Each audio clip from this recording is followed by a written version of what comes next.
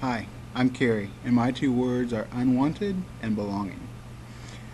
Growing up, I just really experienced the reality of feeling unwanted in a lot of situations. I was fortunate that I had parents who loved me and cared for me and had a place to belong as that goes. But, as a young guy, I really valued and wanted to be accepted by my peers and to have them care for me. And I just didn't feel that a lot of times. Growing up, I just felt like people didn't want me around. And I'd be one of the last people picked in a game. Or I remember one particular time when I was at a church youth group thing. It's kind of an overnight. There's 50, 60 kids hanging around, and I just remember being there and feeling like nobody cared if I was around. So, in the midst of that, I ended up walking down these stairs to the basement of where we were having this overnight, and just sitting on the floor outside the bathrooms and crying because I just felt like nobody cared if I was there. In the midst of that, an older student that I looked up to happened to come down the stairs and find me sitting there, and he sat down next to me and just talked and heard, and and what I got out of that was an instance where God showed me, like, I see you, I care about you.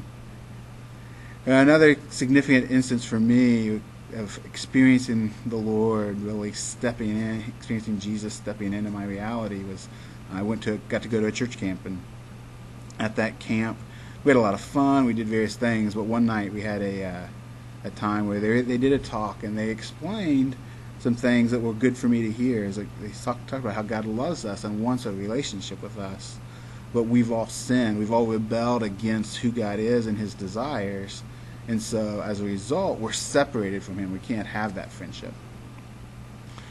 And I could relate to that. I knew I didn't live the way God wanted me to live in lots of ways. I lied a lot growing up. I stole things. I know we could come up with a whole list probably, but I knew that the things they were talking about were true for me.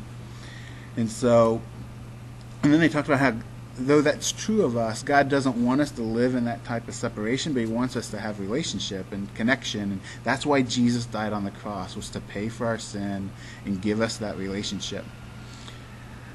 And they said, and then He rose from the dead, demonstrating that He was God and that He could die for us. They didn't have His own sin to die for.